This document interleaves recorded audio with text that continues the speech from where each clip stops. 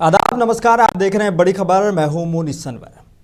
Middle east की जंग अब सिर्फ मिसाइलों की लड़ाई नहीं रही है, बल्कि दुनिया की ऊर्जा सुरक्षा पर भी बड़ा खतरा मंडरा रहा है। ईरान ने साफ कह दिया है कि अमेरिका से बातचीत की फिलहाल कोई गुंजाइश नहीं है और अगर हमले जारी रहे तो मिसाइलों से जवाब दिया जाएगा। इतना ही नहीं, स्ट्रेट ऑफ हॉर्मूज के बाद अब ईरान बाब अल मंदेब जैसे अहम समुद्री रास्ते को भी बंद करने की चेतावनी दे रहा है। याद रखिए कि दुनिया के तेल व्यापार का बड़ा हिस्सा इन्हीं समुद्री रास्तों से गुजरता है और अगर ये रास्ते बंद हुए तो पूरी दुनिया में तेल संकट गहरा सकता है और महंगाई का नया तूफान आ सकता है। तो क्या दुनिया सच में तेल की बूंद बूंद को तरसने वाली है? और क्या ये जंग अब वैश्विक आर्थिक संकट का कारण बनेगी? इसी पर चर्चा करेंगे और चर्चा के लिए मेरे साथ मौजूद हैं इंटरनेशनल अफेयर्स एक्सपर्ट्स वाहिद हाशमी साहब और सीनियर जर्नलिस्ट शिवाजी सरकार साहब। आप दोनों का बहुत बहुत इस्तकबाल है। बहुत बहुत शुक्रिया अपना कीमती वक्त मुंसिफ टीवी में देने के लिए। सबसे पहले वाहिद हाशमी साहब, आपकी तरफ आऊँगा और सवाल बड़ा अहम है। ईरान ने साफ कहा है कि अमेरिका से बातचीत की कोई भी गुंजाइश नहीं बची है, क्योंकि ये जंग हमने शुरू नहीं की है और ख़त्म भी, लेकिन ख़त्म इसको हम ही करेंगे। तो क्या इसका मतलब है कि जंग और लंबी चलेगी, जिस तरह की उम्मीदें पहले से ही लगाई जा रही थी? लेकिन इधर ट्रंप का फ़ोन पर बातचीत करना रशिया से, ट्रंप का ये कहना कि हम जंग जीत चुके हैं, इसको किस तरह से देखें? देखिए, ऐसा है कि यूएस से ये एक मिसकैलकुलेशन हुआ है और ट्रंप से खास तौर से क्योंकि अब तक जो है सारे तजिया निगार दुनिया के ये बात मानते थे कि इसराइल प्रॉक्सी है यूएस की, लेकिन अब जो है बहुत सारे लोग ये खुले तौर पर कहने लगे हैं कि अब यूएस जो है वो इसराइल की प्रॉक्सी बन गया है। तो ये जो है मतलब ये एक दूसरा जो है सिनारियो डेवलप होना शुरू हुआ था। दूसरा ये कि भाई ये इसराइल की थी वार या फिर वो थी, तो उसके अंदर जो है इसराइल ने अमेरिका को किस लिए घसीटा, और उसके बाद ये है कि क्या ये रिपरकशंस इस तरह के होंगे, क्या इसका जो है कुछ तज्जिया वगैरह किया था डोनाल्ड ट्रंप एडमिनिस्ट्रेशन ने ये पूरा जो है ईरान पर अटैक करने से पहले। तो ये सारी चीज़ें बताती हैं कि बहुत सारी चीज़ें जो है उनके बियॉन्ड एक्सपेक्टेशंस हुई हैं और उनको शायद आइडिया नहीं था कि इस तरह बहरीन के अंदर ओमान, कतर, यूएई, सऊदी वगैरह में, जॉर्डन वगैरह में उनके जितने वो हैं मतलब अमेरिका के तनसीबात, सबको जो है इस तरह से बेदरेग जो है ईरान की तरफ से निशाना बनाया जाएगा। उसके अलावा जो सबसे बड़ी पेशरफ्त हुई है वो ये है कि उनको ये भी मालूम नहीं था कि स्ट्रेट ऑफ हॉर्मूज वगैरह और इस तरह की भी कोई जसारत जो है ईरान की तरफ से की जाएगी, जो कि ईरान ने कर दिया है। तो अब जो है इन्होंने बहुत सारी कोशिश की, बहुत सारे ममालिक को इन्होंने मिलाने की कोशिश की, ब्रिटेन वगैरह को, फ्रांस वगैरह को। इवन नेटो के रुकन ममालिक भी इस वक्त अमेरिका का साथ देने के लिए तैयार नहीं हुए।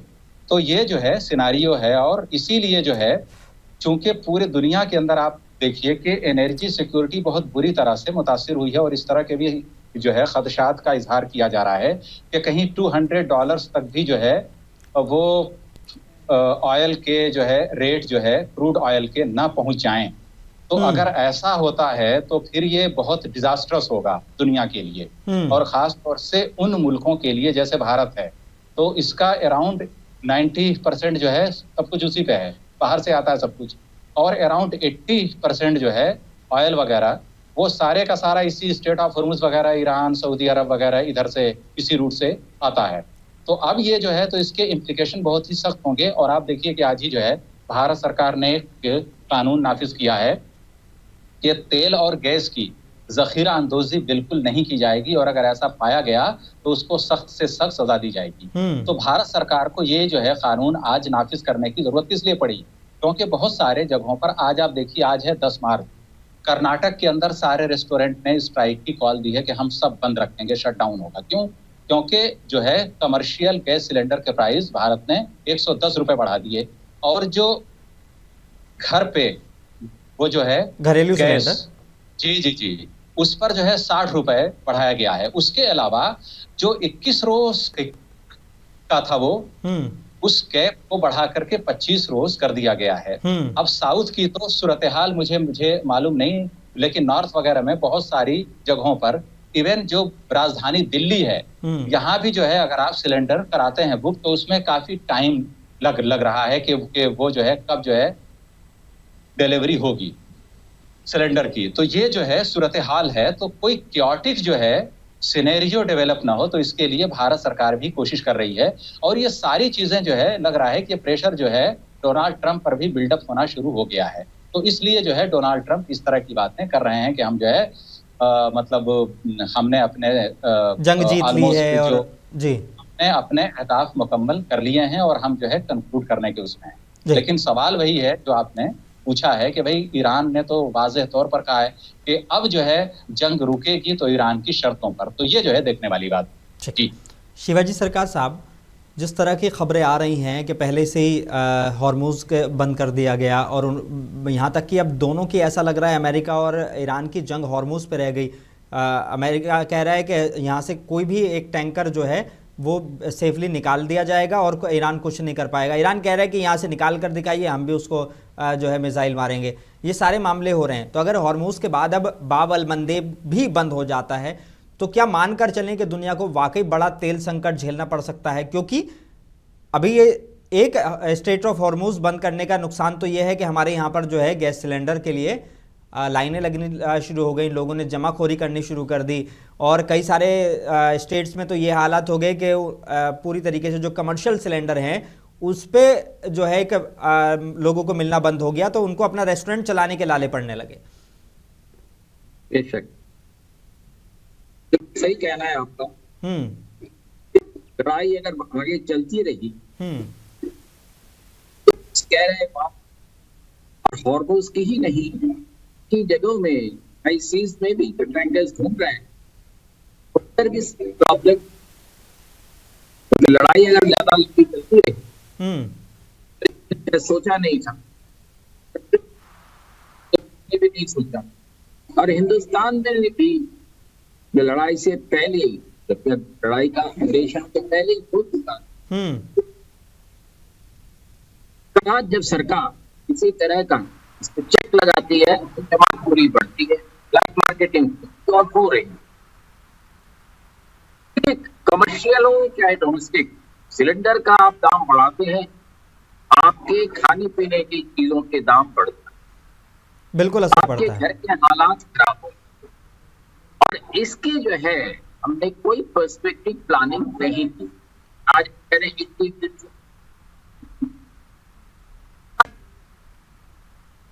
है कि आप जो है 3-3 महीने के हिसाब से चलते हैं, वो हमने क्यों नहीं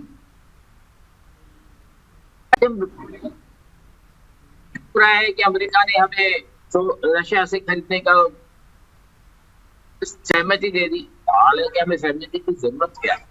बिल्कुल ठीक है। थोड़ा सा माइक आप ऊपर कर लें तो थोड़ा ज्यादा आपकी आवाज क्लियर हो जाएगी, प्लीज। ये आप थोड़ा सा माइक ऊपर कर लें, मैं आपको सुन रहा हूं फिर।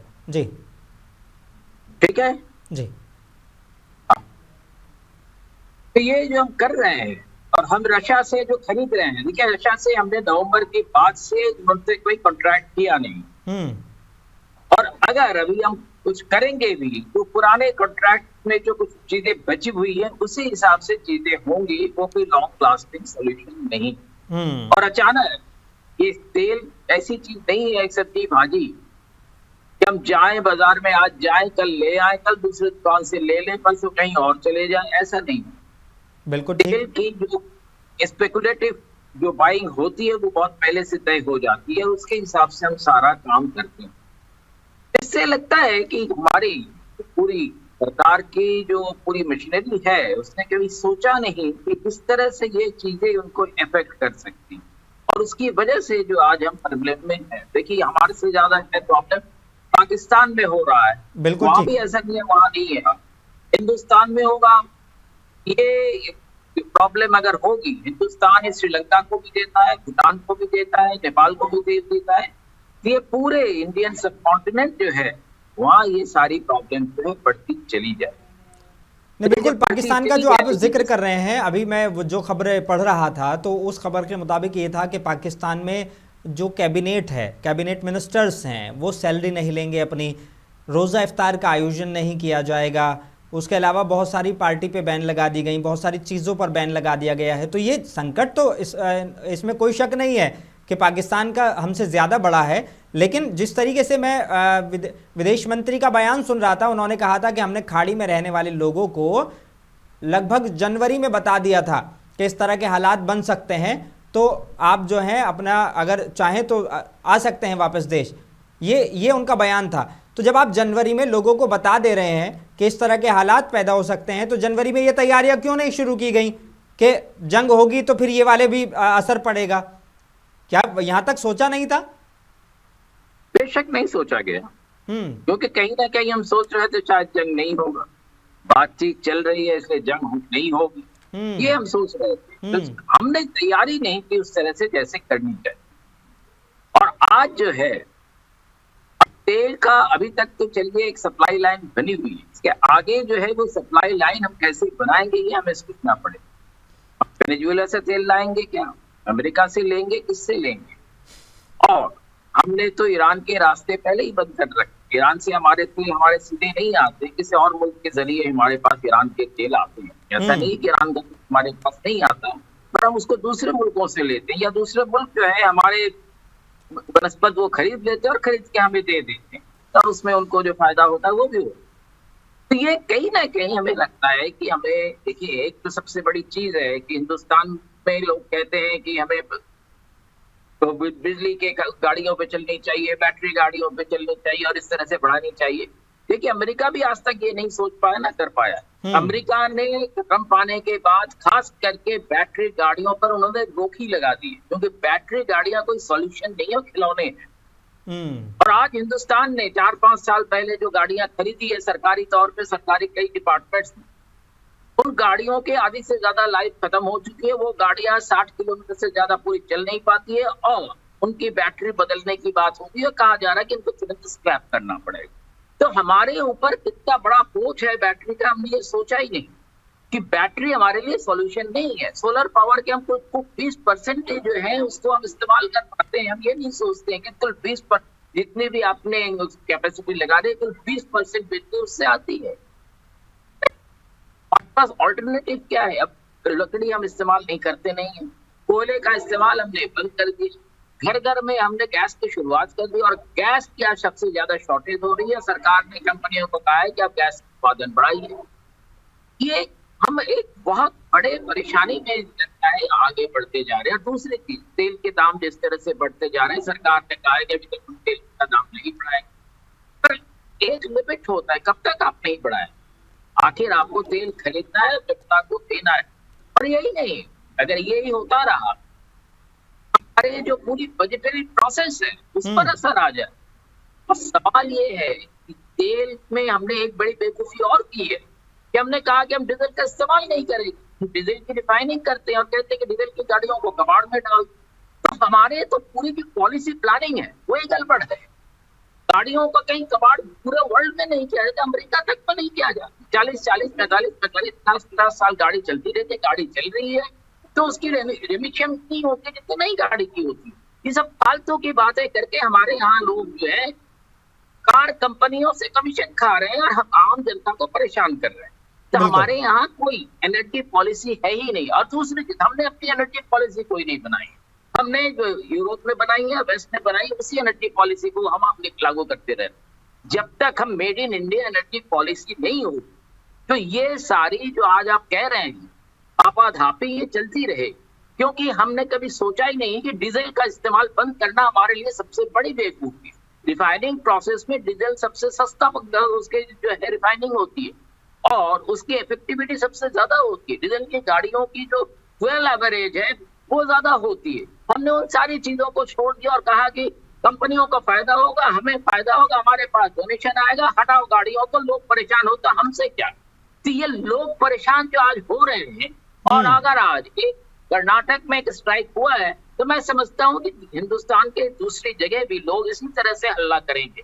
लोग जिस तरह से हो रहा है, आरटीओ से आप गाड़ी का वो करने जाइए, तमाम परेशानियां होती है। ये होना है, बिल्कुल है। कोशिश चीजों को पर्सपेक्टिव में सही ढंग से चलाने की। सवाल है अगले 50 साल तक हम पेट्रोलियम नहीं छोड़ सकते। हाइड्रोजन की अभी कोशिश हो रही है, हुई नहीं है। आपकी जो अल्टरनेटिव एनर्जी है उससे उतनी बिजली आ सकती है, घर की लाइट शायद जल जाए, इससे ज्यादा वो नहीं हो सकती। तो हेवी ड्यूटी अगर हमें और हमने एक बेवकूफी और की है, हमने कहा है कि हम मोबाइल न्यूक्लियर प्लांट जो है मोहल्ले मोहल्ले लगा देंगे। हमने सोचा नहीं कि मोबाइल प्लांट्स का रेडिएशन कितना ज्यादा होता है और उसका जो वेस्ट है उसको हमें किस तरह से उसको डिस्पोज ऑफ करना होता है। हम ये सारी चीजें भूल के पूरी हमारी जो एनर्जी पॉलिसी है आज पूरे खतरे में। बिल्कुल। वाहिद हाशमी साहब, स्ट्रेट ऑफ हॉर्मूज से दुनिया का करीब 20% तेल सप्लाई गुजरती है, ठीक है? तो क्या इसे बंद करना ईरान की सबसे बड़ी रणनीतिक चाल है कि अगर ये बंद कर दिया तो जो है बाकी देश जो हैं वो जिनका तेल इधर से गुजरता है वो वहाँ पे हाहाकार मचेगा, तो जाहिर सी बात है कि वो ट्रंप पे जो है दबाव बनाएंगे और फिर ये सारी चीज़ें पॉसिबिलिटीज़ होंगी। बेसिकली देखिए, ईरान जो है मिलिट्रली जो है यूएस को या यूएस इसराइल दोनों के ज्वाइंट उसको जो है उससे लड़ने के लिए उतने जदीद तरीन असलहे हथियार ईरान के पास नहीं है और ईरान मिलिट्रली जो है इनके पैरेलल नहीं है। तो अगर कोई शख्स या कोई भी जो है कंट्री अगर उसके पैरेलल नहीं है तो फिर वो देखता है कि इसके दिगर मुतबादिल रास्ते क्या हैं। तो इसलिए ईरान ने ये सोचा होगा कि भाई मैं इनके इकोनॉमिक इंटरेस्ट को हिट करूंगा और वो मेरी दस्तरस में है, तो ईरान ने यही सब किया है। अब आप देखिए कि आरामको ने प्रोडक्शन बहुत ही कम कर दिया है। अब आरामको जो है दुनिया की सबसे बड़ी ऑयल प्रोड्यूसिंग कंपनीज में से एक, सऊदी अरब की जो है। बिल्कुल। दूसरा यह है कि दुनिया में सबसे ज्यादा, और इवन अगर हम भारत की बात करें तो भारत में मैक्सिमम गैस कतर से आती है। कतर ने भी अपने जो है उसको जो है प्लांट को बंद कर दिया है, आज 3-4 दिन हो गए। अब आप बताइए कि ऑयल और गैस जो है जब इस तरह से उसके मेजर प्रोड्यूसर्स बंद करेंगे तो फिर क्या होगा। अच्छा, दूसरा जो है सबसे बड़ा इशू ये है कि भाई इंश्योरेंस जो कंपनीज जो है इंश्योरेंस वगैरह करती थी, जब से ईरान वाला ये जो सिनेरियो डेवलप हुआ है, जब से कशीदगी पूरे जो है मगरबी एशिया उसमें आई है खत्ते में, अब आप देखिए कि इंश्योरेंस करना उन्होंने तकरीबन बंद कर दिया है। अब अगर इंश्योरेंस बंद हो गया है तो बड़े बड़े ये जो कार्गो के शिप वगैरह हैं तो ये कैसे फ्लोट करेंगे समंदर के अंदर, कैसे जाएंगे, ये किस उस पे जाएंगे। आप बताइए कि आज के दौर में जब आदमी एक छोटी सी बाइक लेता है तो उसका इंश्योरेंस होता है, इतना बड़ा कार्गो जिसके अंदर मिलियंस ऑफ डॉलर्स का ऑयल है, क्या वो छोड़ देगा ऐसे ही? तो सवाल ये है कि एनर्जी सिक्योरिटी के पहलू से ये गौर व फिक्र क्यों नहीं किया गया जंग मुसल्लत करने से पहले। तीसरा सबसे अहम सवाल डोनाल्ड ट्रंप और इसराइल इन दोनों से पूछा जाना चाहिए कि आपको दुनिया भर की ठेकेदारी किसने दी है कि आप अपने मसले और आप अपने मफादात के लिए पूरी दुनिया को जंग में झोंक दें। भाई ईरान डायलॉग के टेबल पर था और वो दूसरी बार था, पहली बार भी इन्होंने ईरान को धोखा ही दिया था। पहली बार भी बातचीत हुई थी, दूसरे राउंड की बातचीत होने वाली थी, उससे ठीक 1-2 रोज पहले इसराइल ने अटैक कर दिया ईरान पर। उसके बावजूद किसी तरह से मनाया गया ईरान को। दोबारा जो है वो डायलॉग टेबल पर ओमान की कोशिशों से ईरान आ गया। अब बताइए कि बातचीत चल रही है, ऑलमोस्ट जो है इस तरह की भी न्यूज़ थी, ओमान के फॉरेन मिनिस्टर का बाकायदे बयान था, उन्होंने जो बहुत सारे चैनल्स पे बोला है कि भाई बिल्कुल एक एग्रीमेंट पर वो जो है कंक्लूजन पर पहुंच गए थे और एग्रीमेंट बस फाइनलाइज होने वाला था।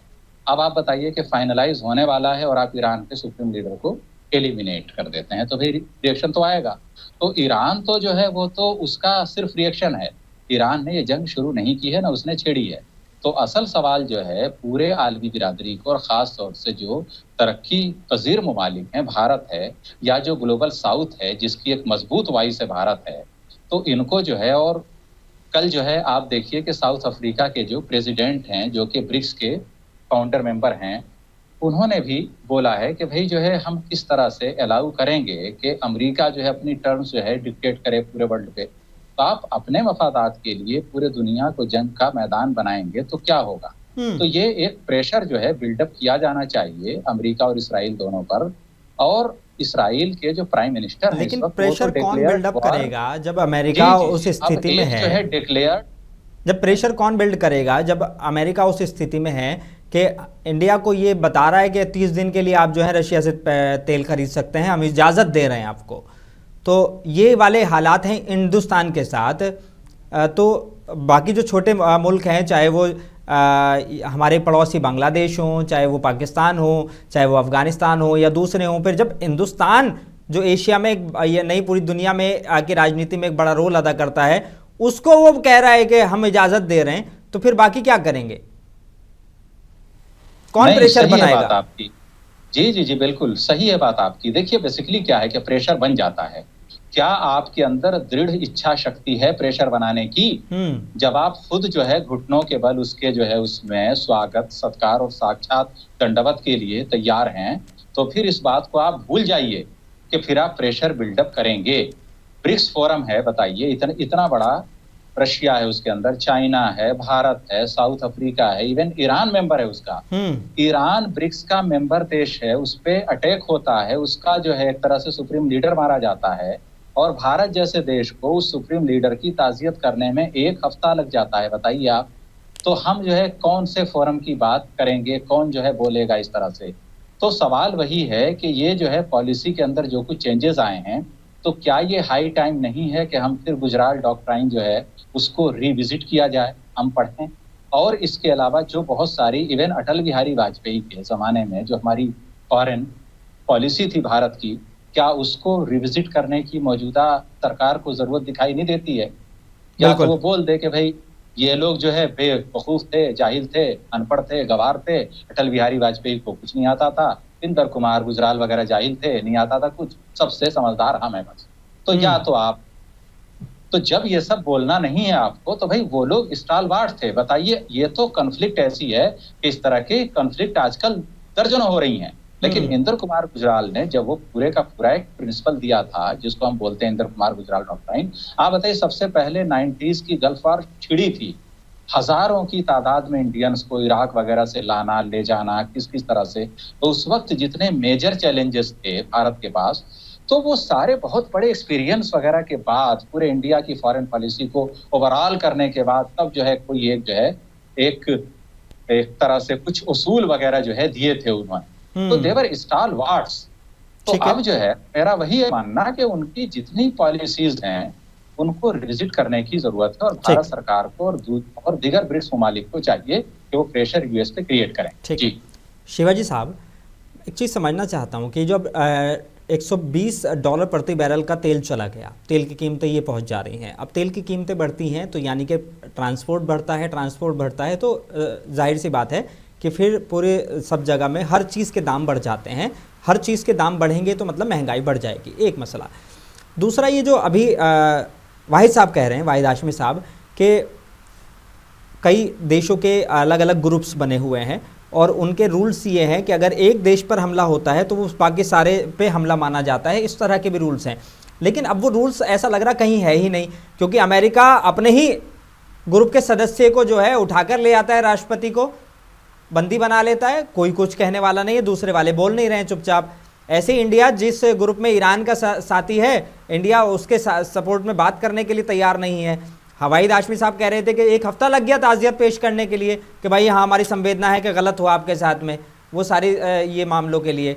तो ये जो महंगाई बढ़ेगी और ये जो चेंजेस आए हैं, इनको लेकर आप क्या कहते हैं? देखिए, मैं बिल्कुल भाई साहब से इत्तेफाक करता हूँ।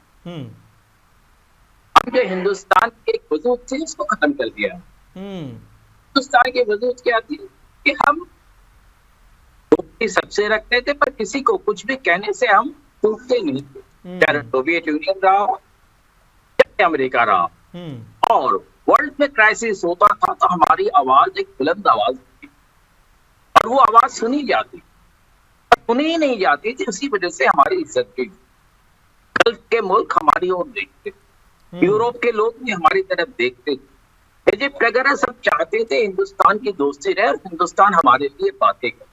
अब हमने अपनी आवाज खत्म कर दी। अब आप क्या करेंगे? इस आवाज को हम रखेंगे ही नहीं, बुलंद नहीं करेंगे, हमें हफ्ते भर लगेगा। देखिए, हम फिलिस्तीनियों के लिए बात करते थे क्योंकि फिलिस्तीनियों पर जो है जुल्म हो रहा, हमने उनके लिए बात करना बंद कर दिया। गाजा पट्टी में कुछ होता रहा, हम चुप बैठे रहे। उसके बाद इस तरह से सारी चीजें हुई पिछले कुछ सालों में, उसमें आज हम किस तरह से नाम के बातें करते थे। हमारे एम्बुलेंस में ईरानियन एम्बेसी जो है बहुत परेशान है कि हिंदुस्तान के साथ तो वो सरबत खड़े रहे, आज हिंदुस्तान के लिए तो हमारी साथ, और अमेरिका चाहती भी है कि हिंदुस्तान के साथ नहीं रहेगी तो गरीबों की जो आवाज है वो खत्म हो जाएगी, गरीबों की आवाज खत्म हो जाएगी तो अपना जो कर रहा है देख लिया जाए।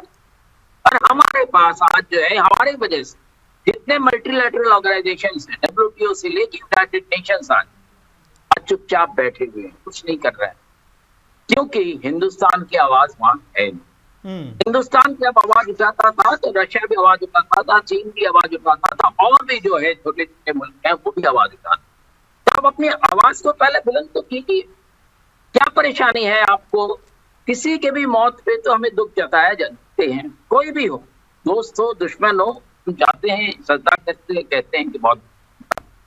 और ईरान पे जिस तरह से एक तरफा सारे मुल्क को बर्बाद किया जा रहा है, हम उस पर चुप बैठे। जब हम चुप बैठे हुए हैं और उनके हालात खराब होते चले जा रहे हैं, और हमें मालूम है कि ये जो खाड़ी का मुल्क है वहीं से तेल आना है और कहीं इतना तेल है नहीं, उसके बावजूद जो है हम इजराइल की तरफ क्यों देखते हैं, हमें समझ में नहीं आता। बैटरी कार्स के लिए हम क्यों इतना इंसेंटिव दिए हुए हैं, क्यों सारी परेशानी कर रहे हैं? तो हमारे बीच में जो सबसे बड़ी समस्या हो गई है कि कुछ जो व्यापारी घराने हैं वो हमारे सारे पॉलिसीज डिसाइड करते हैं उनके मुनाफे के। बिल्कुल ठीक। तो जब हम कंपनियों के मुनाफे का काम करेंगे, कंपनियों के इसके लिए कोई और शब्द है वो कहना ठीक नहीं है, तो जब ये सारे काम करेंगे, अमेरिका जैसे दूसरे मुल्क है तो कंपनियों की गर्दन पकड़ ली और कंपनी की गर्दन पकड़ के हम हमारी गर्दन पकड़ ली। आज हम इस हालत में नहीं है।